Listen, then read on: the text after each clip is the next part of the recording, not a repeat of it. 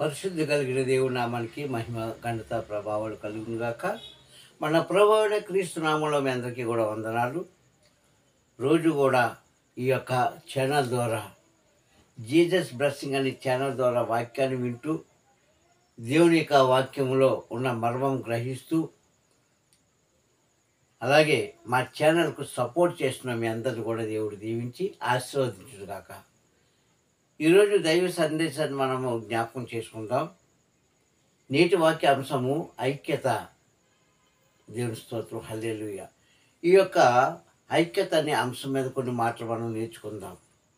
ఎందుకంటే ఇప్పుడు సహోదరులారా, ఏ మనిషిలోనైనా సరే ఐక్యత కలిగి ఉంటేనే ప్రపంచంలో ప్రతి మనిషి ప్రశాంతంగా, సంతోషంగా, సౌఖ్యంగా జీవించగలడు. కానీ ఈ ఐక్యత అనేది మనలో లోటుపాటు వచ్చేస్తున్నాను ఈ రోజుల్లో.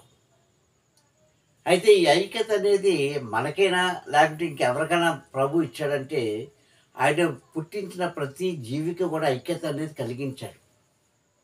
కానీ మనలోనే ఈ ఐక్యత ఉండట్లేదు. కనుకనే మనం చేస్తున్న ప్రతి ప్రయత్నం కూడా విఫలమైపోతుంది. కానీ మనం వచ్చి ప్రభు దగ్గర ప్రార్థన చేస్తాం. మరి ఆ ప్రార్థనకి సమాధానం ఇస్తాడా దేవుడు అని చూస్తే 133 అధ్యాయంలో కీర్తన భాగంలో ఒక మాట మనకు కనిపిస్తుంది. అక్కడ అందరికీ తెలిసిన విషయం ఇది. ఇదేమి కొత్త లెసన్ కాదు, కొత్త పాఠం కాదు. కొన్ని వందల వేల సార్లు ఈ మాట మీరు విన్నారు, చదివారు. ఏంటంటే అది 133 అధ్యాయము కీర్తన అనేటప్పటికి మీకు ఆ బ్రెయిన్లో ఆ వాక్యం వచ్చేసి ఉంటుంది పాటికి చాలామందికి. అంటే గ్రహించలేని వారు కాదు, గ్రహించుకున్న వారికి. అదేంటంటే సహోదరుల యొక్క ఐక్యత కలిగి నివసించుట ఎంత మేలు, ఎంత మనోహరము. అంతే, ఇంకేం లేదు. ఏమన్నానండి అక్కడ? సహోదరులు ఐక్యత కలిగి నివసించుట ఎంత మేలు, ఎంత మనోహరము. కానీ మేలు, మనోహరము అన్న 2 పదాలు మనం చూస్తున్నాం. ప్రియ సంగమా, మరి వాక్యంలోకి వెళ్ళే ముందు ప్రార్థన చేసుకుందాం. మమ్మల్ని అతి మిక్కిలిగా ప్రేమించిన మా ప్రియ పరలోక దేవా, నీ ఉన్నతమైన నామాన్ని బట్టి ప్రార్థిస్తాను తండ్రి. ఇదిగో నా అనేక సమయంలో తండ్రి నీ మాటలు ప్రకటించడానికి నన్ను నిలబెట్టావు, నీకు వందనాలు. ఈ మాట నావి కాదు, ఈ ఆలోచన నాది కాదు. కనుక నా మానవ జ్ఞానాన్ని, మాటని మరుగుపరచి నీ దైవ జ్ఞానంతో తండ్రి నాన్న నడుచుకుని లాగును, నాన్న బోధించుటకును నీ కృప అనుగ్రహించమని క్రీస్తు నామములో అడుగుతున్నాను పరమ తండ్రి, ఆమేన్. ఇక ప్రియ సంగమ, ఐక్యతలోకి ఆ వాక్యంలోకి వెళితే అక్కడ ఏమన్నదండి? సహోదరుల యొక్క ఐక్యత కలిగి నివసించుట ఎంత మేలు. ఎవరినన్నాడు ఈ మాట? ఇందుకే సహోదరులు ఎవరు? నీ ఇంటివారు కాదు, నీ ఇంటివారు కాదు. నీ ఇంటివారు నీ అన్నయ్య, తమ్ముడో కాదు. సహోదరులు అంటే నీ చెల్లో, అక్కో కాదు. మరి ఎవరు వీళ్ళు అంటే బయట వారు, నీకు ఎదురుగుదన కనిపిస్తున్న వారు, నీకు సంబంధం లేని వారు, నీ రక్త సంబంధికులు కాదు, నీ స్నేహితులు. దేని స్తోత్రం, హల్లెలూయా. అదండి, ఆడవారికి ఉండవలసిన స్నేహితురాలు వాళ్ళకుంటారు, మగవారికి ఉండవలసిన స్నేహితులు వాళ్ళకుంటారు, వయసును బట్టి కదా. అనుకుందాం, 60 సంవత్సరాలు ఉన్నవాడితో 20 సంవత్సరాలు ఉన్న కుర్రాడు జాయింట్ పడుస్తారా? ఉండరు. ఏ వయసులో వాళ్ళతో ఉన్నవారు వాళ్ళతో ఉంటారు. అంటే వీళ్ళు ఎవరంటే అవుటర్స్, బయటవారు. వాళ్ళు మీ స్నేహితులు. ఎందుకు ప్రభు ఈ మాట బలంగా చెప్పాడు? సహోదరుల ఐక్యత కలిగి నివసించడం ఎంత మేలు ప్లస్ ఎంత మనోహరం. మనోహరం వేరు, మేలు వేరండి. మేలు మనోహరం ఒకటి కాదు. మేలు మనోహరం ఒకటి కాదు. మేలు అనగా మనకి కలిగే లాభం, లేకుంటే పొందుకోబోతున్న లాభం. మనోహరము సుందరమైంది, అందంగా ఉన్నది. మామూలుగా ఇంకా మన తెలుగు భాషలో చూసుకుంటే మనోహరమైన ప్రదేశము.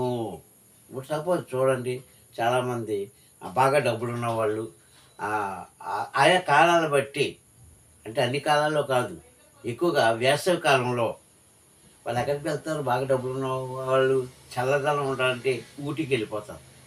కదండి మన దేశంలో ఉన్నవాళ్ళు. ఇక విదేశాల్లో ఉన్నవాళ్ళు వాళ్ళు ఎప్పుడూ అలాగా మంచు పర్వతాల్లో ఉంటారు. వాళ్ళు వేరు అది వేరే విషయం. మన దేశంలో ఉన్నవాళ్ళు బాగా డబ్బున్నవాళ్ళు ఎక్కడికి చల్లదనం ఉండాలంటే ఊటీకెళ్తారు.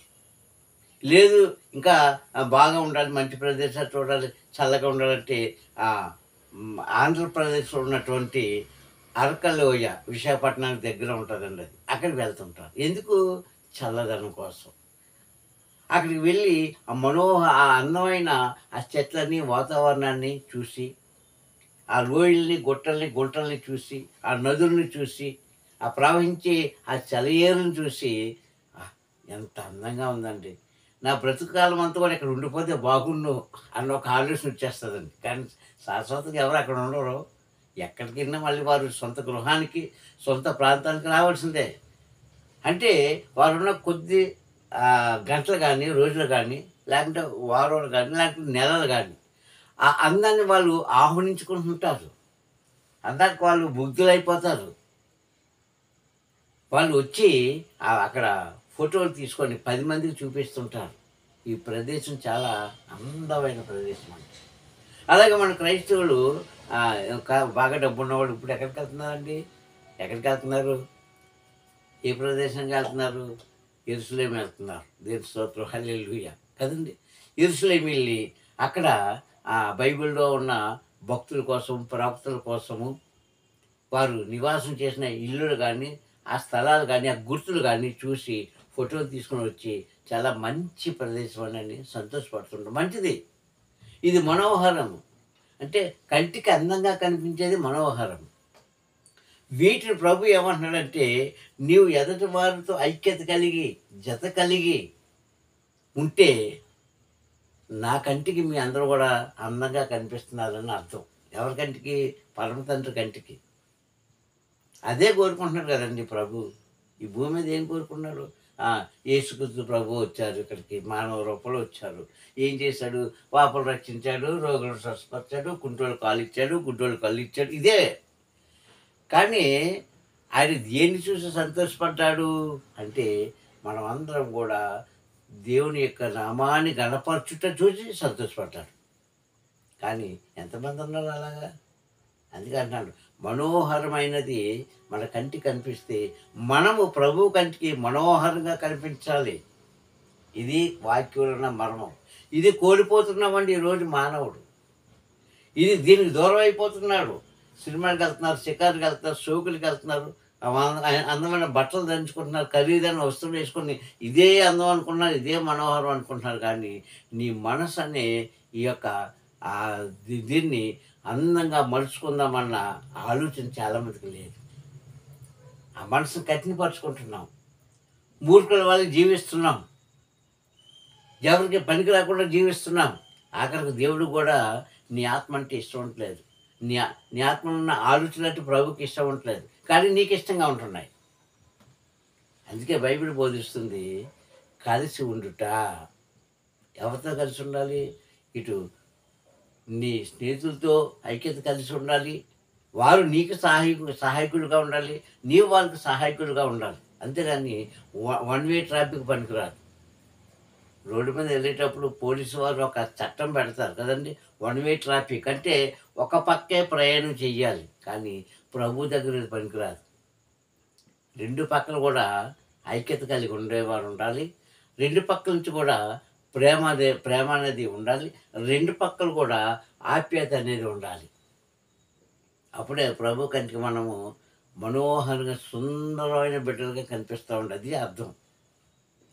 సుందరంగా కనిపిస్తుందని నువ్వు అనుభవిస్తున్నావు, చూస్తున్నావు. కానీ నీవు ఎప్పుడైనా ఆలోచించుకున్నావా, నేను నా తండ్రికి కంటికి సుందరంగా కనిపిస్తున్నానా? ఎలా కనిపిస్తావు? ఎలా కనిపిస్తావు? నీ మనసంతా ఆందోళనకరమైన ఆలోచనలే. నీ మనసంతా అహంకారంతో నిండిపోయిందే. నీ ఆలోచనలన్నీ కూడా ఎవరికి పనికిరాని ఆలోచనలే. అప్పుడు నువ్వు ఎలాగా ఉంటావో ఒకసారి ఆలోచించు. ఓ క్రైస్తవుడా, ఈ చివరి దినాల్లో మనకు సంపాదించుకోవాల్సింది ఏంటంటే ఈ రెండే.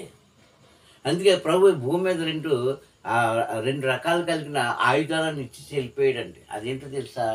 ఒకటి ప్రేమ, రెండోది ఐక్యత. ఏమి చిన్న ఆయుధాలు అంటే మనకు తెలుసు కదా. ఈ రోజుల్లో తెలుసుకోలేని వాళ్ళు ఎవరు లేరు, జ్ఞానం లేని వాళ్ళు ఎవరు లేరు. ఆయుధం అంటే చంపడానికి కర్రో, కత్తో, పిస్తలో, గన్నో, లేకపోతే అణుబాంబో, ఇవన్నీ ఆయుధాలే. ఇంకా ఉంటాయి చాలా రకాలైనవి. అయితే మరి మనకు ఒక ఆయుధాలు ఇచ్చాడు ప్రభు. ఏమిచ్చాడు?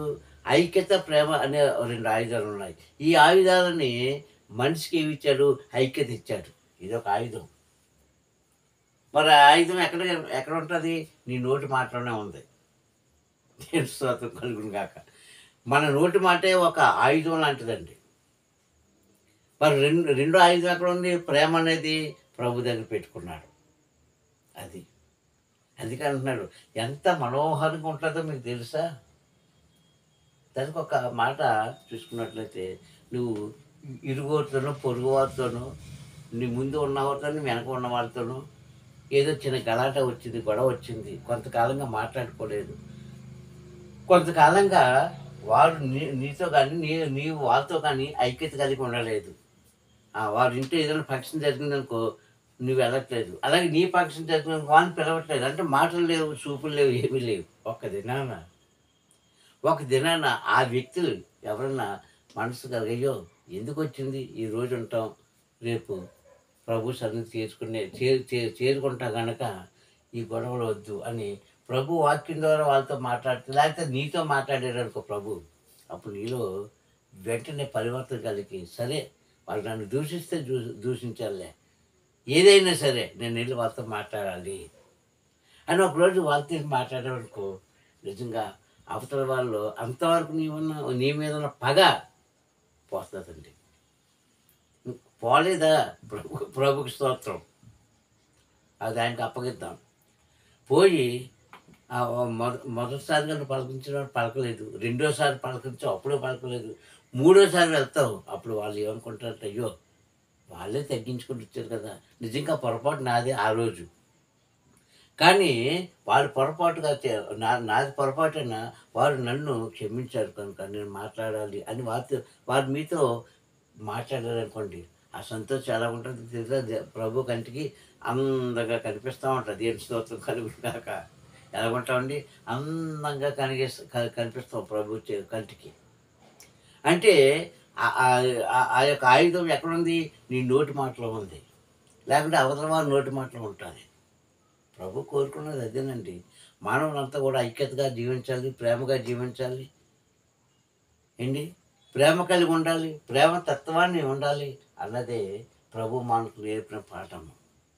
ఎందుకు ఇంత రోజుగా చెప్తున్నా అంటే, ఈ రోజుల్లో క్రైస్తవులోనే ఐక్యత లేదు. ఎంతమంది ఒప్పుకుంటారు ఈ మాటని? ఎందుకు లేదండి? ఆయన మేము మేము ఎన్ని ఉపకారాలు చేసాము, మీకేం తెలుసా? వారు ఆపదలు ఉండేటప్పుడు మేము ఎంత ఆదుకున్నామో మీకు తెలుసా? అది నువ్వు ఆదుకోవడం కాదు, దేవుడు నీ చేత వారికి సహాయం చేయించాడు. ఇది జ్ఞాపకం పెట్టుకో. అంటే ఇక్కడ మనం నేర్చుకోవాల్సింది ఏంటో తెలుసా? దేవుడి యొక్క ప్రేమను పంచబెట్టాలి మనము. అది 2 పక్కలు ఉండాలి. సంగం ముందే చెప్పున్నా, వన్ వే ట్రాఫిక్ పనికిరాదు, అటు ఇటు కూడా ఉండాలి. అప్పుడే దేవుడు దాన్ని అంగీకరిస్తాడు. అందుకే ఆయన అంటారు కదా, 3వ వచనంలో 20వ కీర్తన భాగంలో, నీ నైవేద్యములన్నిటినీ ఆయన అంగీకరించును గాక, నీ దహనములన్నిటినీ ఆయన అంగీకరించును గాక అంటాడు. మనం ఏదైతే అనుకున్నామని ఆయన అంగీకరిస్తాడు. ఎప్పుడు నీవు ఇతర వాళ్ళతో ఐక్యత కలిగి ఉండడం. నైవేద్యము, దహన బలి అనగా హృదయపూర్వకంగా చేసే ప్రార్థనలు. దహన బలి అంటే ఏంటండి? చంపేయడం, దహనపరచడం. ఒక ఆవునో, ఎద్దునో, గొర్రెనో, మేకనో, కోరునో, దేనో దాన్ని చంపి నైవేద్యం పెట్టడం, అర్పించడం ఆయా ప్రభుకి. ఇది ఎక్కడ చేశారు? పాతకాలంలో మన పితరులు చేసిందే కదా. అయితే ప్రభు ఇప్పుడు ఏం కోరుకున్నాడు? నీ మనసుని కోసుకోమంటున్నాడు. దీంతో వాక్యం ద్వారా. అంటే నీ మనసులో ఉన్న అహంకారాన్ని తీసివేసేది. ఒక మాట తెలుసా ప్రసంగమా, మనం చేపలు అందరూ తింటారు కదండి, తినలేని వాళ్ళు ఎవరో ఉంటారు. ఫిష్ కదా అందరూ తింటారు కదా. ఒక రకమైన చేప ఉంటుందండి. ఆ చేపలో చేదు కట్టు అనేది ఒకటి ఉంటుంది. మీకు తెలుసా తెలీదా? చేదు కట్టు. దాన్ని కోసేటప్పుడు తెలిసిన వారు ఏం చేస్తారంటే చాలా జాగ్రత్తగా కోస్తారు. ఎందుకో తెలుసా? అది ఏమాత్రం కటింగ్ అయిపోయినా ఆ కూరంతా కూడా చేదుగా తయారైపోద్ది. ఒక రకమైన చేపండి అది. అలాగే మనిషిలో ఉన్న ఆ మలినం పోవాలి, ఐక్యత కలిగి ఉండాలంటే నీలో ఉన్న విషమనే ఆ ద్వేషాన్ని చాలా జాగ్రత్తగా బయటికి తీసేయాలి. అది కూడా వాక్యం ద్వారానే. ఆ వా ఆ విషమనే ఆ యొక్క ఆ వాక్యం ద్వారా ఎప్పుడైతే ఆ విషమనే దాన్ని బయటికి తీసేస్తావో అప్పుడు మనం అంతా కూడా శుద్ధులైపోతుంటాం. అది దహన బలి. అంటే నీ హృదయాన్ని నీ హృదయంలో ఎలాంటి అనాలోచన లేకుండా ప్రభువుకి ప్రార్థన చేసేది దహన బలి. ఇక నైవేద్యము. నైవేద్యం అనేదానికి నేను చాలాసార్లు చెప్పాను మీకు. జ్ఞాపకం ఉందో లేదో నాకు తెలీదు. మరొకసారి చెప్తున్నాను. నైవేద్యము అనగా ఆహ్, 5 రకాలు కలిగిన పదార్థాలు ఒక రకమైన పదార్థంగా చేయడం. అంటే 5 రకాలు కలిగిన తినుబండారాలు ఉంటాయే అవన్నీ కూడా కలిపి ఒకే పదార్థంగా చేసింది నైవేద్యం. అది ఎవరు చేస్తారో మనకు తెలుసు. కానీ మన బైబిల్ ఎందుకు రాయబడింది అంటే దానికొక అర్థం ఉంది. ఊరికనే పర్వతండ్రి మనం చెప్పలేదు. దానికొక అర్థం పరమార్థం ఉంది. నైవేద్యం అనగా మనం ఉదయాన్నే లేచిన దగ్గర నుంచి మరలా పడుకునే వరకు కూడా నువ్వు ఎన్ని రకాలు ప్రార్థన చేస్తున్నావో, ఎవరి కోసం ప్రార్థిస్తున్నావో, ఈ అంశం పెట్టి ప్రార్థిస్తున్నావో, ఇవన్నీ కలిపి చివరలో ఆయన ఏం చేస్తాడు? ఒక పాత్రలో వేసుకుంటాడు మన ప్రార్థనలన్నీ. అది నైవేద్యం. ప్రియ సంగమా, ఎందుకు ఈ మాటలు మనం తీసుకోవాలంటే ఈరోజు కుటుంబాలు, ప్రాంతాలు, పల్లెలు, పట్టణాలు, రాష్ట్రాలు, దేశాలు ఎందుకు ఇలాగ నాశనం అయిపోతున్నాయంటే ఐక్యత లేదు. పేరుకు మాత్రం చెప్తాం. ఐక్యత కలిగి ఎంత నివసించడం ఎంత మనోహరం, ఎంత సుందరం, ఎంత అందం అని. మాటలైతే మనం చెప్తాం. క్రియలేయి క్రియలు లేవు.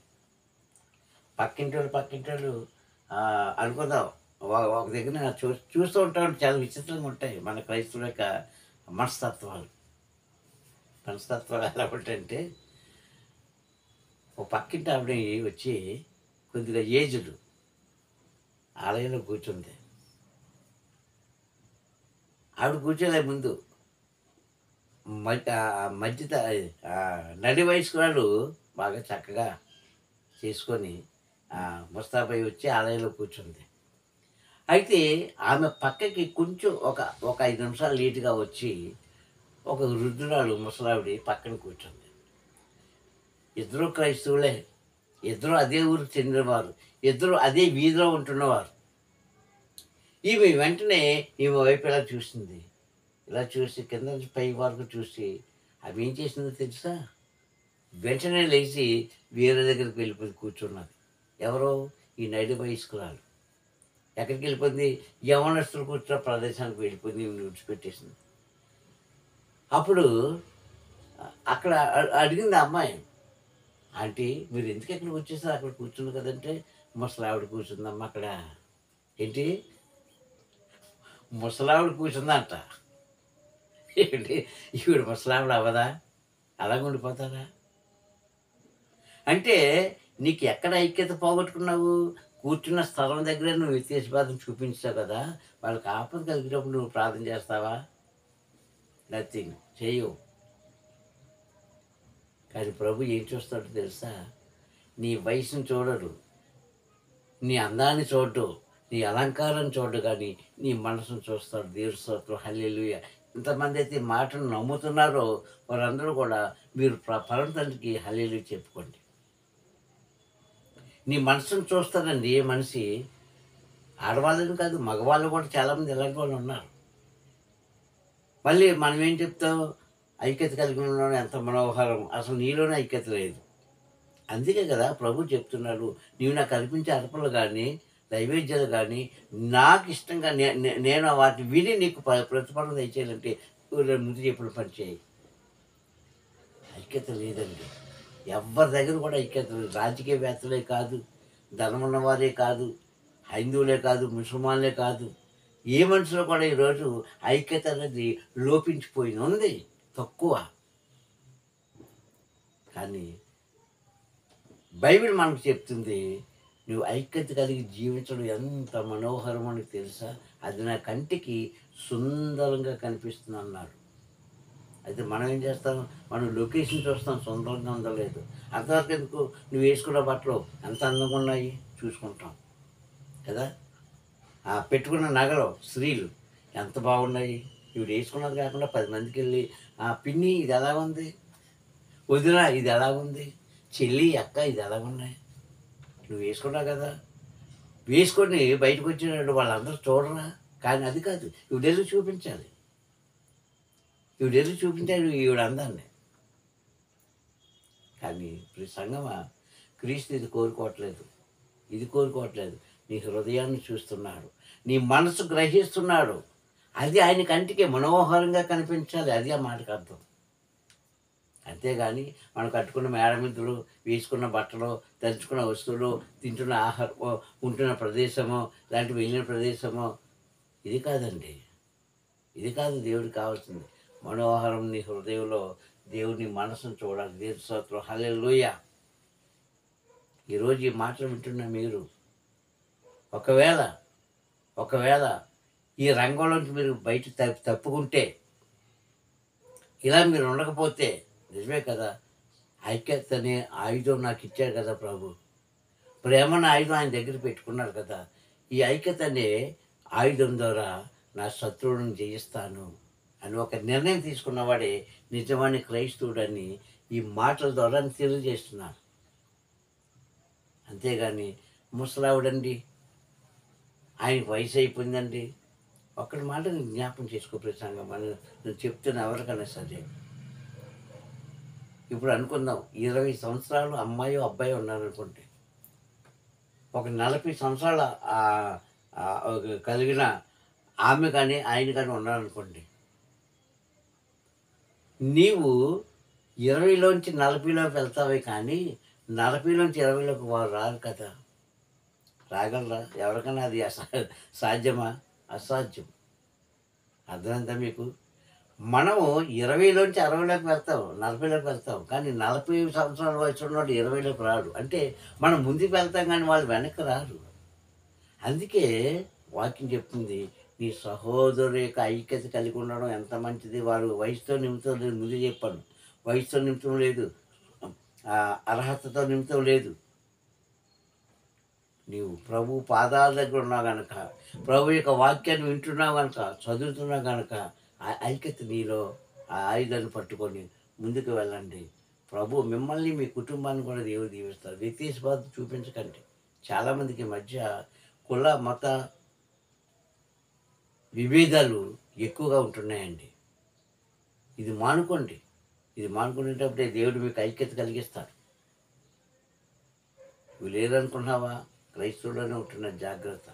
ఇతరులకు ఉన్నాయి లేదు మనకు అనవసరం, వాళ్ళ కోసం, ఇతరుల మనుషుల కోసం మనకు అనవసరం. నీలో ఏముంది? నీ చేతిలోని బైబిల్ ఉంటుంది, వాళ్ళ చేతిలోని బైబిల్. ఎందుకంటే నేను చూస్తూ ఉంటాను అక్కడక్కడైనా, వాళ్ళ కులాన్ని బట్టి ఒక సంఘం, మతాన్ని బట్టి ఒక సంఘం. మరి యేసుక్రీస్తుకి ఏ మతం, ఏ కులస్తుడు ఎవరికైనా తెలుసా? మూర్ఖులు అంటుంటారు యేసుక్రీస్తు దేశస్తుడే కాదంట. పనికిమాల మాట్లాడతాను నేను. అయితే యేసుక్రీస్తు ఒక దేశస్తుడు కాదు, ప్రపంచానికి అధిపతి ఆయన. నువ్వు ఏ కులస్తుడో ఏ మతస్థుడో తెలియదు కానీ నాకు యేసుక్రీస్తు ఒక ఒక ఒక దేశానికి సంబంధించినడు కాదు. అసలు ఆయన ఎక్కడ పుట్టాడో తెలుసా? నడి బొడ్డులో పుట్టాడు ప్రపంచానికి. పనికిమాల మాటలో పనికిమాల ఆలోచన ఇట్టు ఈరోజు అమాయకులను రెచ్చగొడుతూ క్రైస్తవుల మీద ఉసుగొలుపుతున్నారు కొంతమంది. జాగ్రత్త. అలాంటి వారి కోసం ప్రార్థన చేయొద్దు. అలాంటి వారి కోసం ప్రభు దగ్గర ప్రార్థన చేయొద్దు. మరి ఏం చేయాలి ప్రార్థన అంటే, ప్రభువా వారిలో ఐక్యత కలిగించాలి అంతే. ఎందుకు ప్రార్థన చేయడం వాళ్ళ కోసం? నువ్వు ప్రార్థన చేస్తుంటావు, వాళ్ళు మన మీద తిరుగుబాటు చేస్తుంటారు. నువ్వు ప్రార్థన చేస్తుంటావు, తిరుగుబాటు చేస్తుంటారు. దానివల్ల నీకు నాకు వచ్చే ప్రతిఫలం ఏమి లేదు, దేవుడికి అసలే రాదు. అందుకే ప్రతి సంగమా ఐక్యత కలిగి ఉండు నీ తోటి వారితో. అలాంటి మోసకరమైన మాటకు మీరు లోబడద్దని ప్రభునామంలో మేము కోరుకుంటున్నాం. ఇక్కడ కులం కానీ మతం కానీ అందరూ వెళ్ళేది అదే సంఘానికి, అందరూ చదివేది అదే బైబిలు, అందరూ వినేది అయ్యే మాటలు కనుక ఈ ఈ ఈ ముందు మనలో ఈ విశేష భేదం తీసేసుకుంటే అప్పుడు సహోదరులు ఎవరో సహోదరులు ఎవరో మీ కంటికి తేటతెల్లగా కనిపిస్తారు. ఇది నేర్చుకుని ప్రభు దగ్గర దీవులు పొందుకోవాల్సిన ప్రభునామలు కోరుకుంటూ నేను ఈ మాటను ముగిస్తున్నాను. మళ్ళా చెప్తున్నాను, ఐక్యత కలిగి ఉండుట ఎంత మనోహరము, ఎంత మేలు. ఆ మేలు మనోహరం మనం పొందుకోవాలని, మీ అందరూ కూడా పొందుకోవాలని, ఈ ఛానల్ ద్వారా వాక్యం వింటున్న వాళ్ళందరూ కూడా పొందుకోవాలని కోరుకుంటూ నేను ఈ మాటను ముగిస్తున్నాను. Praise the Lord. సర్వాధికారి తండ్రి వందనం నాయన. ఇగో తండ్రి, ఈ యొక్క సమయంలో నీ వాక్యాన్ని ప్రకటించాను అయ్యా. ప్రకటించిన వారికే నా బాధ్యత అయ్యా. దాన్ని నెరవేర్చేది అయ్యా నీ బిడ్డల్లో తండ్రి, నాటడానికి సహాయం చేసేది నీవే కనుక ఈ మాటలు ఉన్న వాళ్ళు తండ్రి మారు మనసు కలిగించండి అయ్యా. ఐక్యతని నా ప్రభా ఆ యొక్క ఆయుధము నా మా నోటి మాటలు పెట్టావు కనుక ఆ మాట ద్వారా తండ్రి అనేకులను తండ్రి నా ప్రభా జతపరుచుకునే భాగ్యం కలుగు చేసి మహిమ పొందుకోమని, మూర్ఖులను అహంకారులకు నాయన నీవే శిక్షనే మేత పెట్టి లయపరుస్తావని నమ్ముతూ సకల ఆశీర్వాదాలకు కారణభూతుడైన క్రీస్తు నామములో ఈ ప్రార్థన అడుగుతున్నాను పరమ తండ్రి. ఆమేన్, ఆమేన్, ఆమేన్. మీ అందరికీ ప్రభు నామములో మరొకసారి వందనాలు. Praise the Lord. My God bless you. Praise the lord.